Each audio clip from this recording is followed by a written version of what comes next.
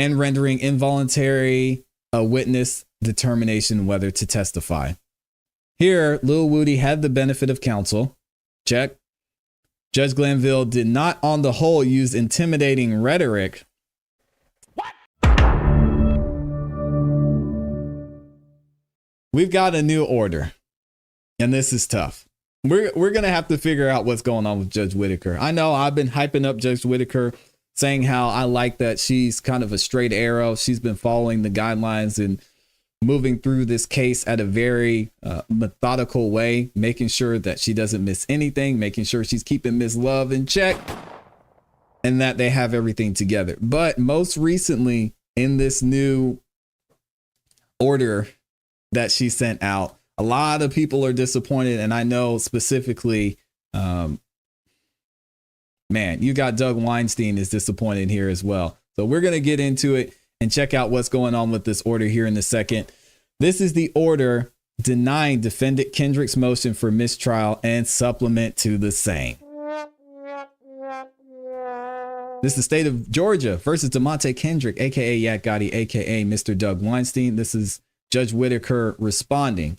Right now, we talked about this briefly on the last video, where basically in that last motion, Doug Weinstein, or I should say Yak Gotti's representation, Doug Weinstein said, hey, y'all, you're going to have so many issues when it comes to this jury trying to forget everything that they heard from the 12th to the 14th, along with so many other things and so many missteps that have happened during this trial, that there's no way we can move forward. And Yak Gotti has been holding off for a while from taking that step and asking for a mistrial. Now we're going to hear back from Judge Whitaker and why she says that she is going to deny his motion for mistrial. Order denying defendant Kendrick's motion for mistrial and supplement to the same. Before the court is defendant Kendrick's July 23rd, 2024 motion for mistrial, supplemented on July 31st, 2024. The court has also considered the state's response, oral arguments by the parties, the transcripts of the June 7th and June 10th, 2024 ex parte proceedings, and applicable law. The motion for mistrial asserts three grounds for mistrial, with the supplements asserting a related fourth ground, that it is, one, impossible to redo the proceedings that occurred on June 12th, 13th, 14th, and 17th before the jury in the interim between defendant June 12th, 2024 motion to recuse the predecessor trial judge Glanville, as we know, and his ultimate recusal. Number two, that the defendant's constitutional right to be present at a critical stage of the proceeding was denied when neither he nor his counsel were present for the June 10th, 2024 in chambers on the record ex parte discussions amongst the court prosecutors Love and Hilton, counsel for witness Lil Woody, and witness Lil Woody himself. And then the third thing, the defendant's due process rights were violated when the predecessor, Judge Glanville, allegedly aligned himself with the prosecution teams by his comments during the June 7th, 2024 in court on the record ex parte discussion between the court and prosecutors Love and Hilton, and allegedly coerced witness Lil Woody into testifying during the June 10th ex parte meeting. I love the language she's using here, saying allegedly. No, come on. They did. All right. And fourth, as raised in the defendant's supplement, that bias of the predecessor judge, Judge Glanville, constitutes due process violations of the defendant's rights under the Constitution of the United States and the state of Georgia. Kendrick also asserts that the motion for mistrial was goaded by the state when it requested that Judge Glanville hold the June 10th ex parte meeting, which has been the subject of much discussion in this case. That's an understatement. Absented Kendrick from the meeting and joined with Judge Glanville in the coercion of witness Lil Woody, which I still wonder if Brian Steele, if he gets to cross-examine Lil Woody, is going to ask him if he felt coerced and if they can revisit this at some point. It'll be interesting to see. Impossibility of addressing or redoing the proceedings post June 12th, which are void. Defendant Kendrick raises issues that the court has already addressed in granting defendant Young Thug's motion to invalidate and strike all proceedings that occurred in the above referenced case on and after the initial motion to recuse Judge Glanville was filed on June 12, 2024. And if y'all remember, Judge Glanville, he was asked to recuse himself on June 12th, and he said, nope, we're going to keep going. So they kept going until he threatened to throw Brian Steele in jail. He heard back from the Supreme Court, and the Supreme Court said, y'all got to shut it down. We can't move this forward anymore until we figure out what we're going to do with Glanville. And then in comes Judge Krause. She says he didn't do anything wrong, but because it looks weird, we're going to go ahead and get him out of there. And he's gone. So now we're trying to fix that entire mess. As noted in the order granting defendants Young Thug's motion, the court has been working with the parties on which testimony and evidence should be resubmitted / represented to the jury in this case, and whether any other evidence at issue will be stipulated to as well any needed ruling and or instructions related to the same. She's got a note here. She says the order granting Young Thug's motion noted that the court would work with the parties, and since that time the court has done just that, formulating instructions and addressing evidentiary issues with the input of all parties, which is what we've been doing for this entire week for the most part. As such, the court does not find that there is any impossibility to addressing these issues, and therefore there is not a basis to grant defendant Kendrick's motion for mistrial on these grounds. Interesting. So she's saying, hey, well, we should, excuse me. She's saying we should be fine. We should be able to go back and figure all this out because as Young Thug already requested and I granted, we're going to strike everything that happened from June 12th on from the record. All right, maybe we'll give her that.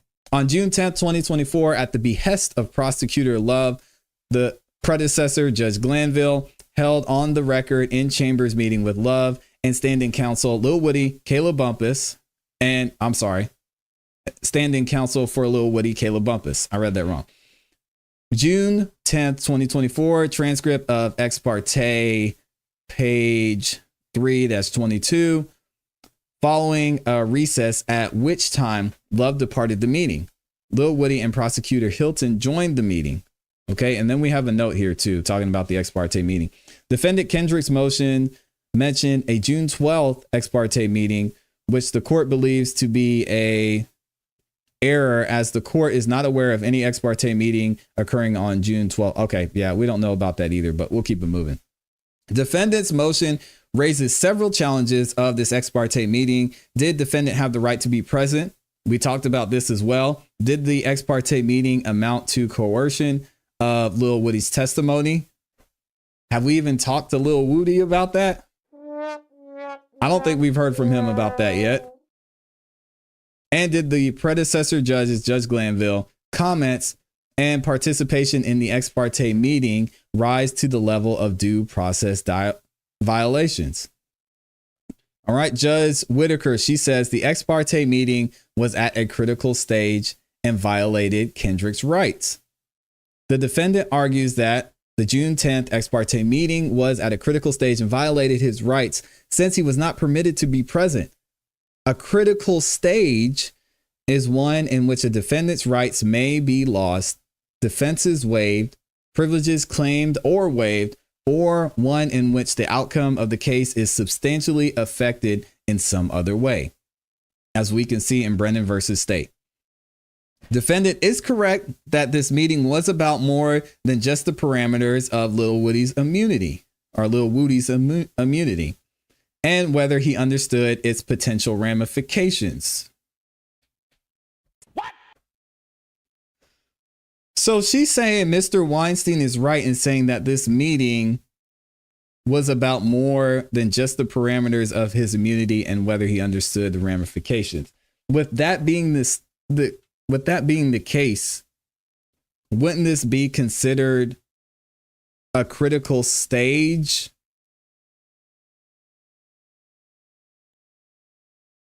Interesting. The initial stage of the meeting before the first break centered on the prosecution's coercion with whether Lil Woody's main counsel was laboring under a conflict of interest. This court sympathizes with Mr. Melnick's understandable indignation, oh my goodness, at having his professionalism and his loyalties to his client questioned. The court likewise appreciates defense counsel's umbrage. Okay, well, it's going to keep it moving. I'm not even going to try with that one. The initial stage of the meeting before the first break centered on prosecution's concern with whether Lil Woody's main counsel was laboring under a conflict of interest and with the logistics of handling Lil Woody's testimony with stand-in counsel. But because these topics were all ancillary to Lil Woody's immunity grant, the topic of the meeting remained at its core and asserted by the prosecution Lil Woody's immunity grant. What? So she's basically saying that everything that was discussed was still having to do with Lil Woody's immunity. But then up here, she said they're correct and the meeting was about more than the parameters of his immunity. This is confusing. Because the meeting dealt with Lil Woody's grant and its ancillary issues, it was not a critical state of the trial at which the defendant had a right to be present. Oh my gosh, this is the most... Judge Whitaker, I'm disappointed. Just like I was disappointed in Judge Krause. Again, I'm not a lawyer. Most of y'all watching this aren't lawyers, I would assume. But just reading this and just looking at the facts of what happened, so much was said during this ex parte meeting. And a judge was removed after this. I mean, his representation was fired and let go. How is this not a critical stage? I'm missing something. I don't get it. Maybe we should just see Snyder v. Massachusetts, where it says criminal defendants has a right to be present with when his presence has a relation reasonably substantial to the fullness of his opportunity to defend himself against the charge, but not when his presence would be useless or its benefit but a shadow. Okay, so this is essentially saying that anything they could have said or objective to wouldn't have applied to Mr. Kendrick. But if Lil Woody in that ex parte meeting is saying, I did these crimes, that seems to me that it would have some impact on Yak Gotti, aka Mr. Kendrick, aka Doug Weinstein. But she goes on to say the presence of a defendant in a condition of due process to the extent that a fair and just hearing would be thwarted by his absence, and to that extent only. So what does she just want to wait until Woody gets on the stand and then he says, yeah, this is what I said in that meeting. I said I did these crimes and also I felt coerced. And then we're going to say, okay, hey, I was wrong. It looks like this was a critical stage. We've got it in the transcript. What else do we need? We've got the entire transcript showing us and telling us everything that went down. I mean, can we get Glanville on the stand and find out from him what happened? So then maybe we can determine if this was a critical stage. This is, man. The fact that here discussions included what testimony would subject the witness to a charge of perjury, what would subject him to punishment for contempt of the order compelling his testimony, and what that sanction might entail, even if incorrect, does not change the analysis. So a judge can just be in his chambers with the prosecution, talking to a sworn witness and giving them incorrect information and coercing him to testify. Has nothing to do with the defendants. Okay. Defendants' rights were still not the subject matter under consideration. I understand, but man, no right to be present at the hearing to compel witness testimony pursuant to immunity grant. And she's got another note here we'll read through it. Lowry found that because the hearing also included discussion and ruling on the defendant's motion, a mid-trial motion in Lamine regarding the witness using street names during the testimony, absence of the defense violated defendant's statutory right to be present. Though any constitutional errors was waived. Here, there was no ex parte hearing or discussion of any defense motions. This analysis confirms that the key to whether the defendant has the right to be present for witness immunity proceedings is whether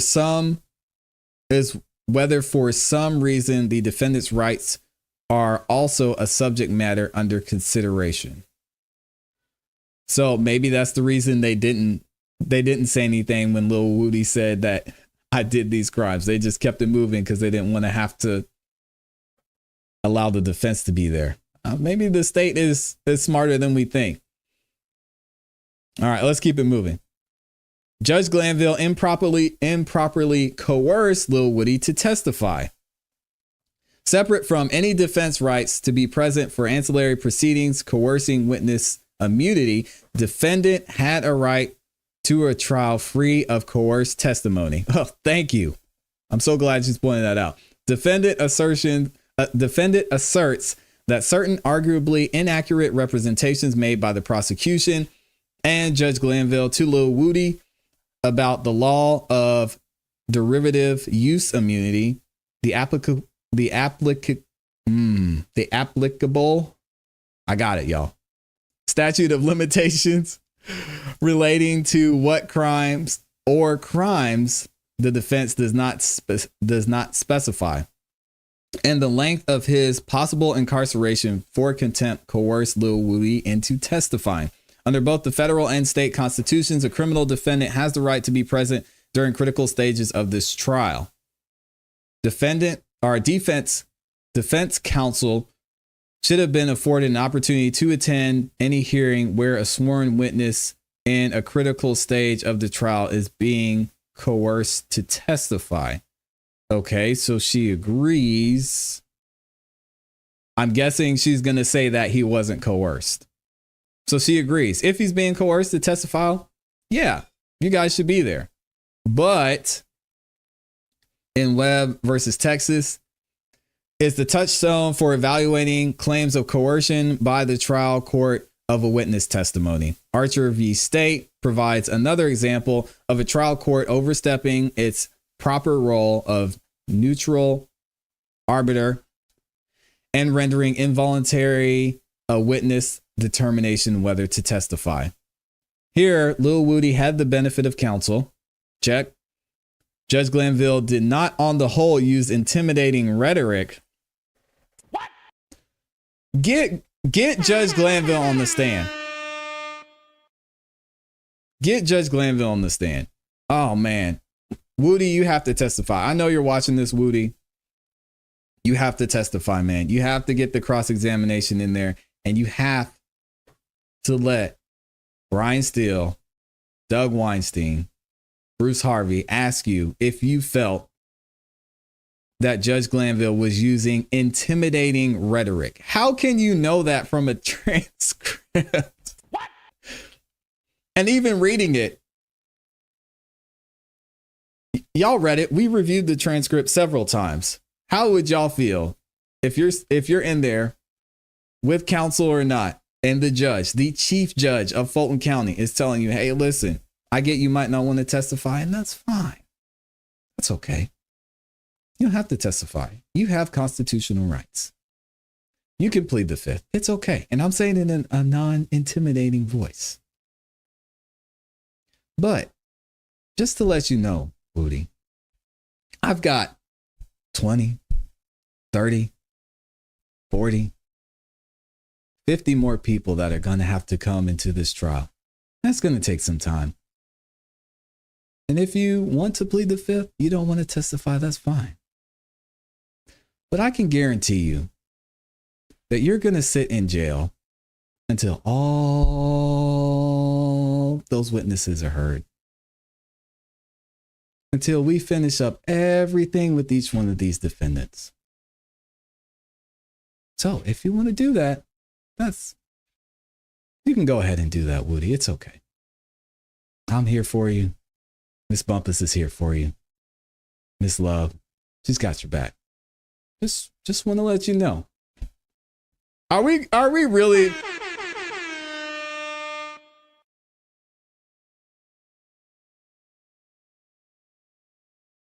That's what we're saying, Judge Whitaker. That's how Glanville said that to Lil Woody. Okay, fine. You want to say that? We'll take your word for it. Not. I want Judge Glanville on the stand. I want Woody on the stand. Woody, you have to testify. You have to tell Brian Steele, listen, this part of the transcript, when Judge Glanville said you were going to have to stay in jail if you pled the fifth again until the trial was done, essentially. Did you feel intimidated? That's what we need to hear, because this is some BS. I don't... Even Kayla, even his counsel was saying that she was nervous. Even his counsel said she felt intimidated. Not only did she say that on the stand, but she said it on YouTube. She said, whoo, y'all, I was nervous.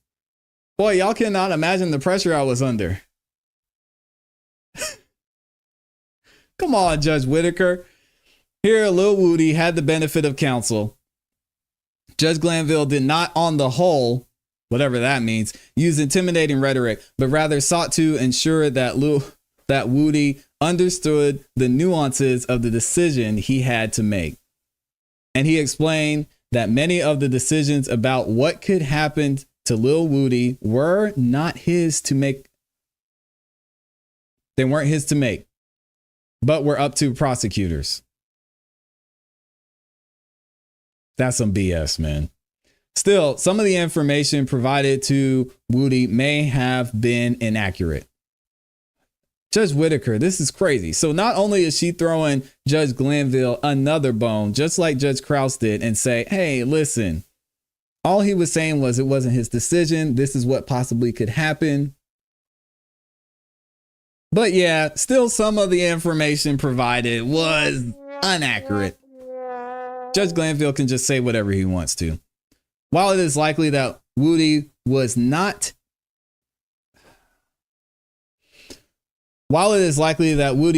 induced by an inadvertent or other inaccuracy to testify, the cleaner approach is to simply to permit this issue, acknowledging past inaccuracies, and advise Lil Woody anew. So she's saying we're just going to look past this. They may have said something that was wrong here or there, but I highly doubt that Miss Hilton saying, hey, you can do whatever you want to on the stand other than saying that you killed Big Nut. That really didn't have any factor into Woody making his decision to testify. Let's just keep it moving. This is the course that the court has proposed and the parties have affirmed in, I don't know that word. I'm going to mess it up.